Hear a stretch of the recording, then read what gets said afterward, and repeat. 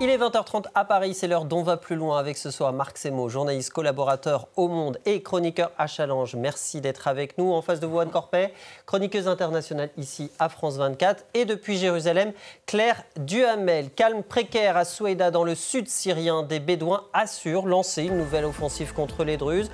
En dépit d'un cessez-le-feu annoncé par le président Al-Shara qui a retiré son armée après les bombardements intenses menés par Israël. Tant bien que mal, Donald Trump tente d'éteindre l'incendie Jeffrey Epstein. Il hausse le ton face à ses partisans qui lui reprochent un manque de transparence après qu'un rapport de son administration écarte la thèse de l'assassinat du financier américain et démente tout chantage envers certaines personnalités.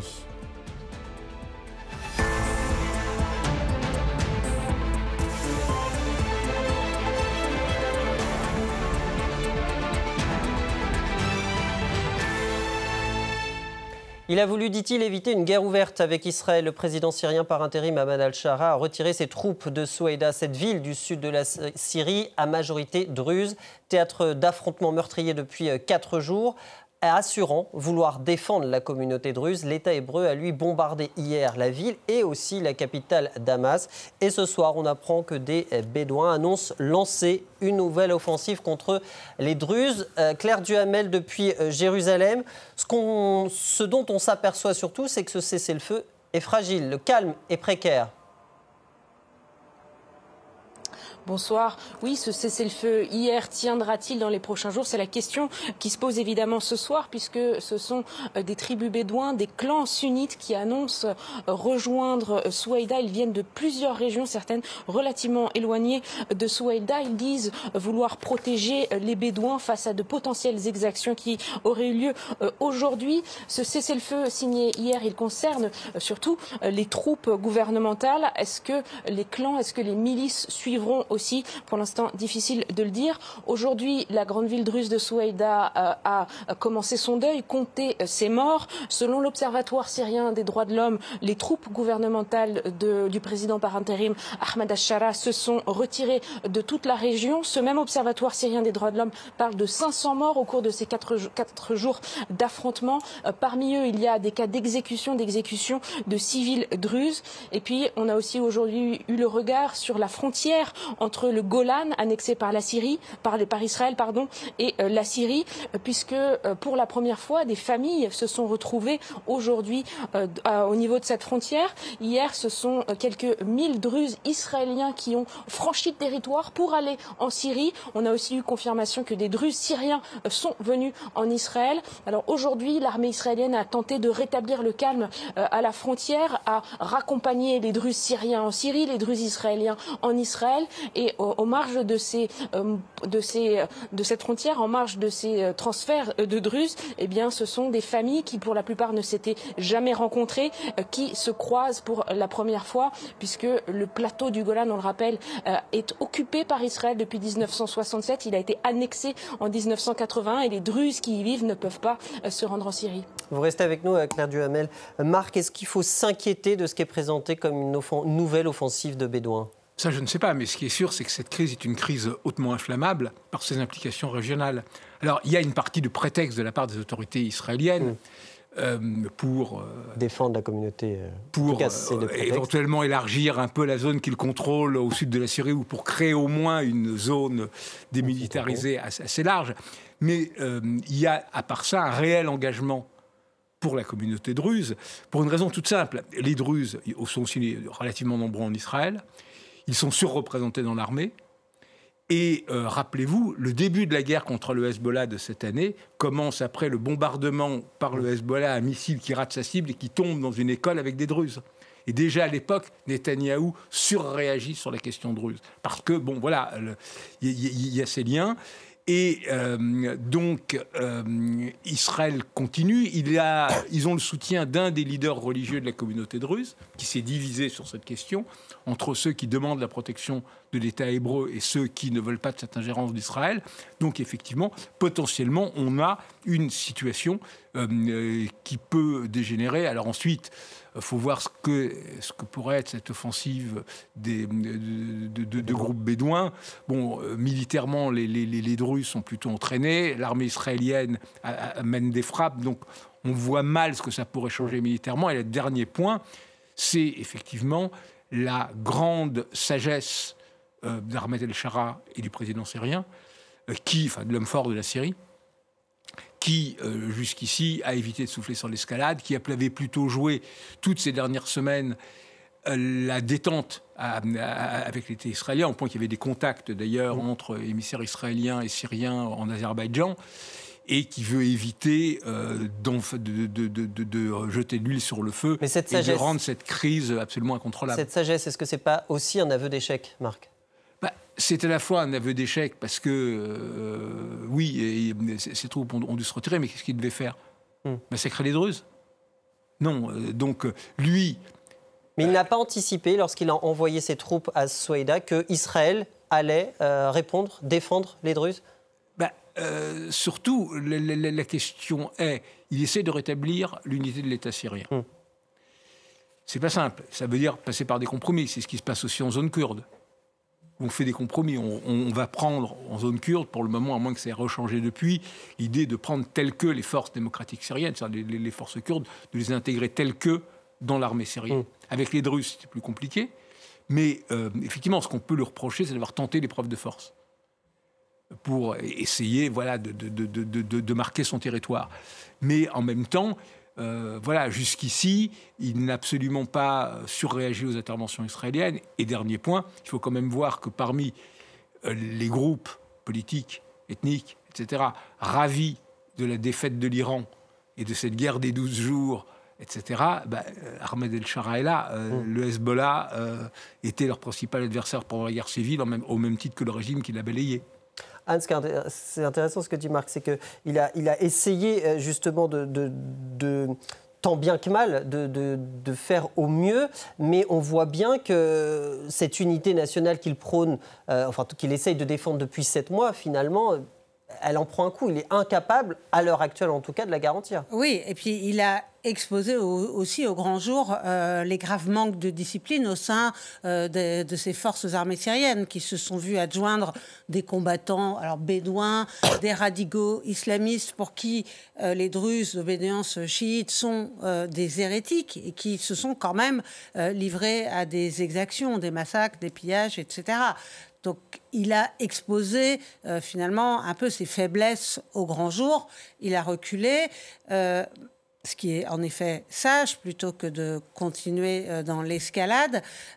Mais cette affaire, en fait, ne concerne pas seulement les Druzes, parce que les Kurdes ont réagi après en disant...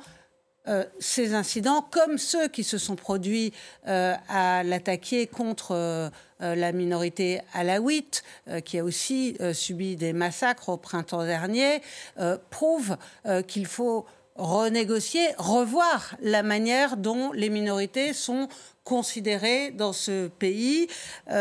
Pour beaucoup, les masques sont un peu tombés. Damas, finalement, a montré un peu son incapacité à juguler son aile la plus extrême. Et ça inquiète les Kurdes, les Druzes, on l'a vu, qui disent, peut-être que tous intégrer les forces armées, peut-être que ce n'est pas le bon moment pour rendre les armes, notamment. Et le risque, c'est que chacune des minorités... dans le sillage de cette fraction des Druzes qui sont plus fidèles à Israël finalement qu'à Damas, réclament aussi, renégocient, si vous voulez, le contrat qui est en train de se mettre en place en Syrie. Le haut responsable kurde qui s'exprimait disait aujourd'hui que, selon lui, ces violences confirment clairement le rejet profond du pluralisme culturel par les autorités transitoires. Absolument. Donc c'est toutes les questions, effectivement. Toute l'idée d'Al-Shara est quand même de refonder un État et une nation. Et effectivement, là, on voit mal, dans le climat actuel, comment les divers groupes pourraient accepter de rendre leurs armes. N'oublions pas que c'est une société qui sort d'une guerre civile, qui a fait 500 000 morts, 11 ans de guerre civile. Donc chaque communauté est armée. Donc toute l'idée du plan d'Al-Shara, c'était d'amener à rendre les armes et à tous les fusionner dans une même armée. Et ce qui, dans le climat actuel, tient de l'impossible. D'où aujourd'hui une situation où il y a d'un côté un certain nombre de puissances régionales qui soutiennent l'idée d'arriver à une Syrie qui reste un État structuré. C'est les Turcs d'un côté, l'Arabie Saoudite et les États du Golfe de l'autre. Et puis il y a Israël qui fait le pari, qui peut être extrêmement dangereux, qui est celui du chaos syrien, c'est-à-dire de préférer une Syrie comme État faible. Et c'est ça qui est en train de se jouer maintenant. Alors Israël qui est précisément accusé par Ahmed El-Sharat, donc le président palestinien, de fracturer la Syrie avec les frappes que l'État hébreu a menées notamment sur Damas, la capitale. On va retrouver à Jérusalem Claire Duhamel parce qu'Israël effectivement a assuré vouloir défendre la communauté druze. Je voudrais, avant de retrouver Claire, qu'on écoute Benyamin Netanyahou qui s'est exprimé justement au lendemain de ces frappes israéliennes sur Damas. Nous avons défini une politique claire, la démilitarisation de la zone au sud de Damas, du plateau du Golan aux montagnes druzes. Ceci constitue une première étape. La deuxième étape consiste à protéger les frères de nos frères, les Druzes, dans la montagne druze. Ces deux objectifs ont été violés par le régime syrien. Il a envoyé l'armée au sud de Damas, dans la zone qui aurait dû être démilitarisée, et a commencé à massacrer les Druzes. L'armée de l'air a attaqué les bandes de meurtriers et les véhicules armés. J'ai également ajouté une cible sur le ministère de la Défense à Damas. Après cette offensive musclée, un cessez-le-feu a été instauré et les forces syriennes se sont repliées sur Damas. C'est important. C'est un cessez-le-feu obtenu par la force. Claire Duhamel à Jérusalem, c'est une victoire, c'est comme ça que sont présentées les choses par Benyamin Netanyahou? Oui, et on l'entend dans les mots du Premier ministre. Il parle d'un cessez-le-feu obtenu par la force. Ces frappes israéliennes autour de Souaïda, mais aussi sur la capitale Damas. Alors, à vrai dire, ces frappes, elles sont aussi un message politique. Elles sont presque symboliques. On a vu hier ces frappes sur la place des Omeyyades. 4 frappes distinctes à proximité du palais présidentiel, mais pas directement sur le palais présidentiel. Ces images qui ont été diffusées en direct sur plusieurs chaînes de télévision arabe, c'est l'un des endroits où les télévisions ont des positions à chaque fois qu'ils couvrent la situation en direct. Et puis, quelques heures avant, c'était une frappe qui visait le quartier général du régime, mais ce QG est quasi vide depuis que le dictateur Bachar al-Assad a été renversé en décembre dernier. Israël entend donc envoyer un message politique à Ahmed al-Sharat, lui montrer que l'État hébreu n'hésitera pas à frapper au cœur du pouvoir syrien. 2 arguments pour les Israéliens, et on l'a entendu dans les mots de Benyamin Netanyahou. Il s'agit de se positionner comme défenseur des minorités druzes, puisqu'il y a beaucoup de Druzes en Israël et que, au nom de leur fidélité à l'État d'Israël, Israël s'estime responsable du sort de leurs frères de Syrie. C'est ainsi que c'est formulé. Mais la population druze est extrêmement variée, divisée. Beaucoup de Druzes syriens voient ce soutien israélien comme très indésirable.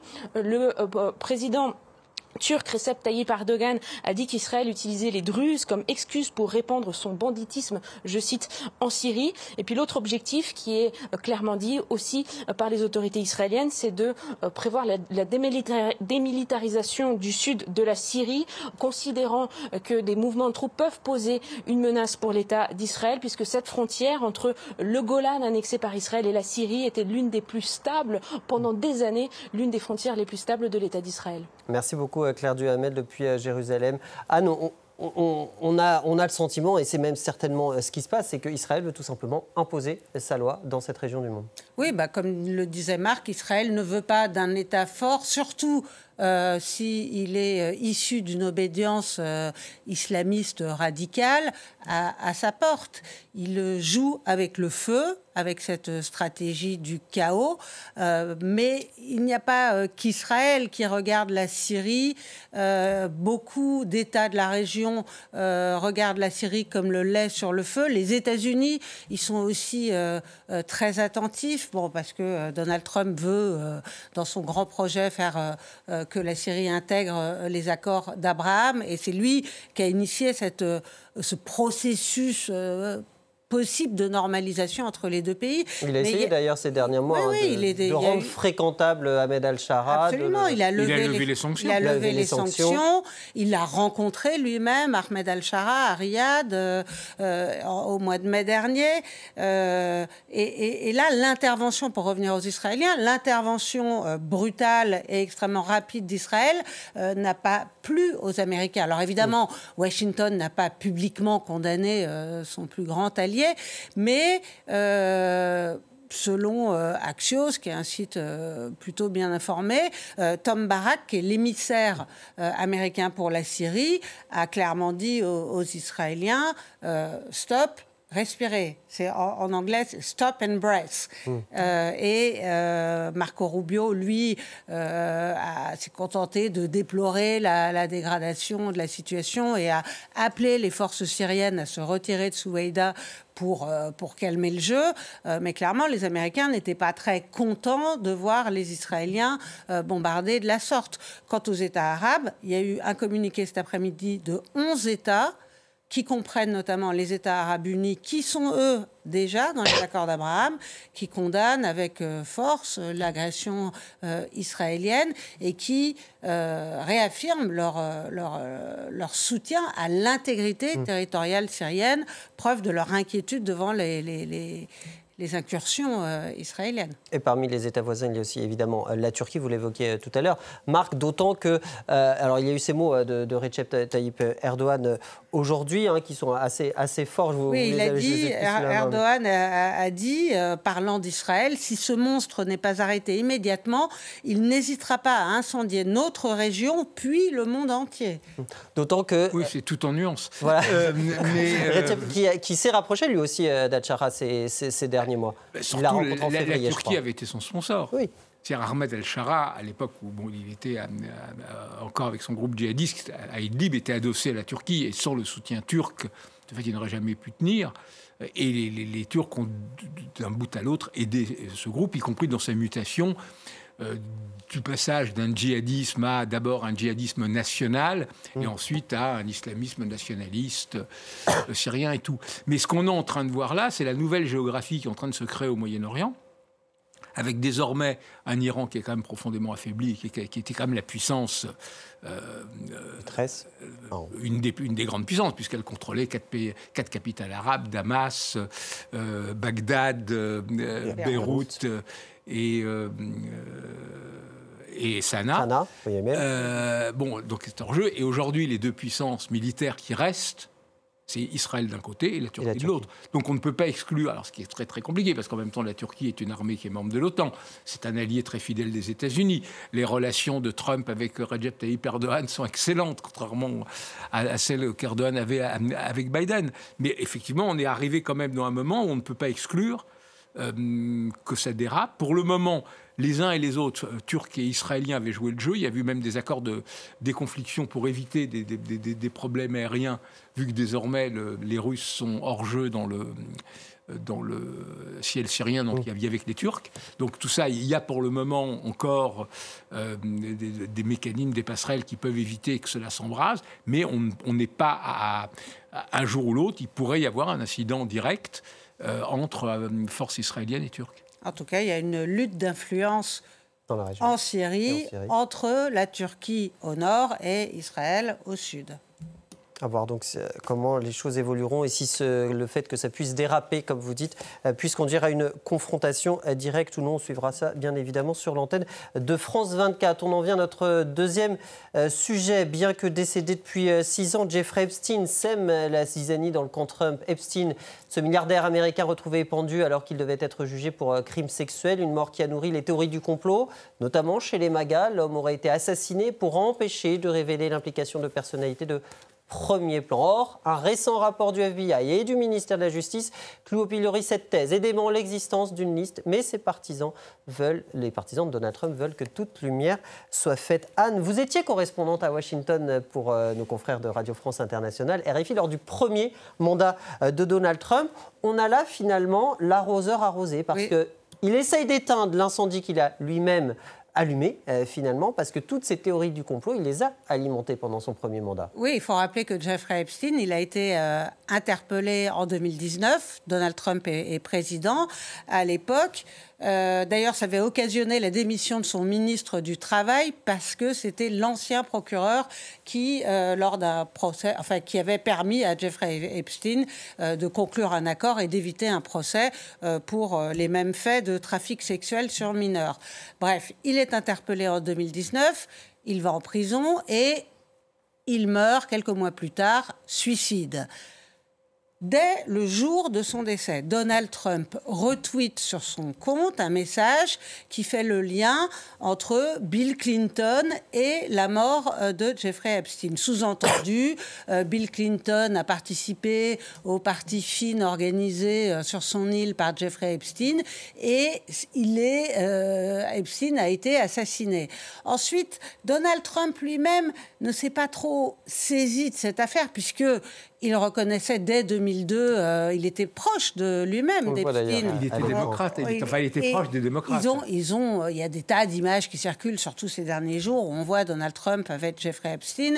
Et en 2002, il avait même chanté ses louanges dans un article du New York Magazine où il disait que c'était un garçon formidable et que, comme lui, il aimait beaucoup les femmes. Oui, et certaines ont dit, sont très jeunes. Donc, voilà. Mais la foule de ses partisans s'est aussitôt emparée de l'affaire en disant assassinat, liste des clients, et Donald Trump rebondissait là-dessus. Dans les meetings, parfois, il y avait des slogans qui sortaient « Publish the list », publiez la liste soi-disant des clients qui ont fréquenté cette île paradisiaque où Epstein exploitait des jeunes filles mineures. Donald Trump rebondissait là-dessus, évidemment.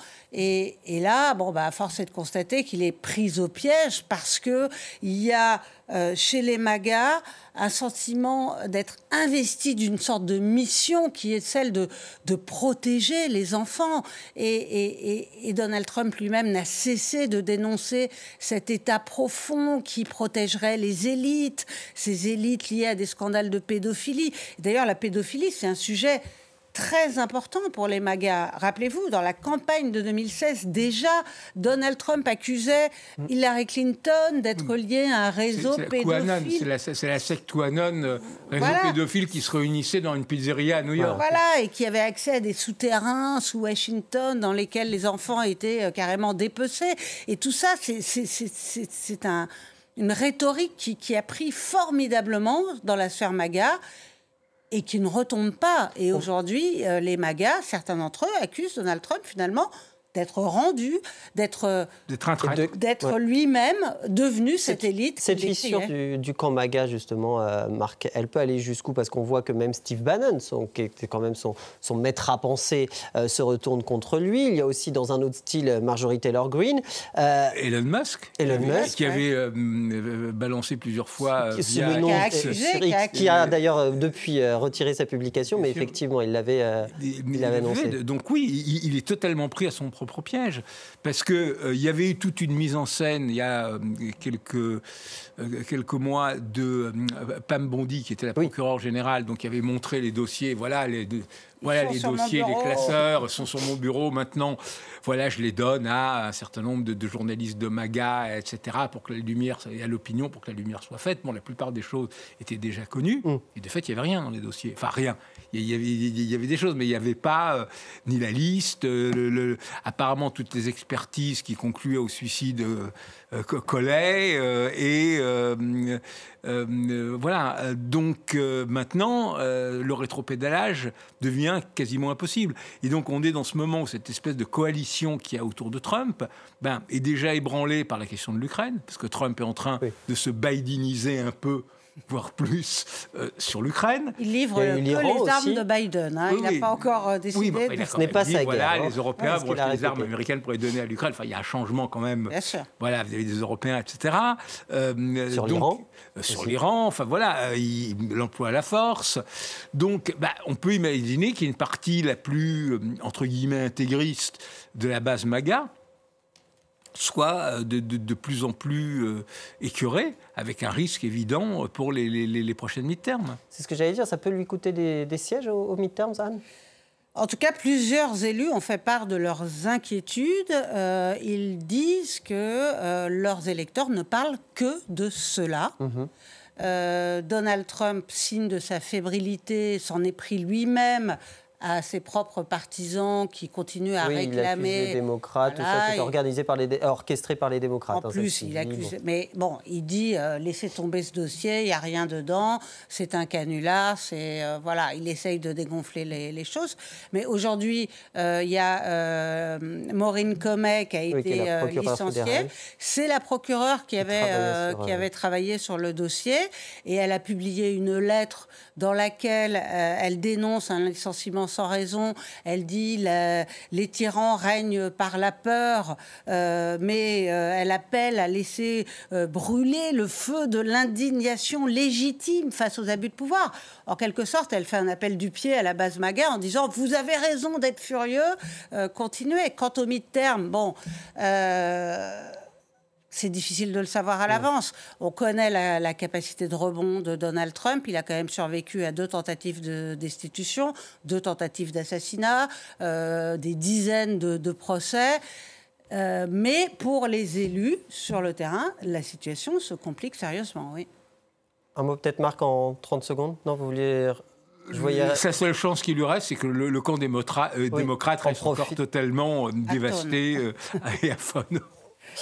Et ce sera le mot de la fin. Merci beaucoup Marc Semo, merci Anne Corpet pour cette On va plus loin. C'était le dernier de la saison. Retour le 25 août, ce sera avec Raphaël Kahn. L'essentiel continue dans un instant. La libération le 25 juillet de Georges Abdallah, ce militant libanais pro-palestinien qui aura passé 41 ans derrière les barreaux en France. A tout de suite. Bon.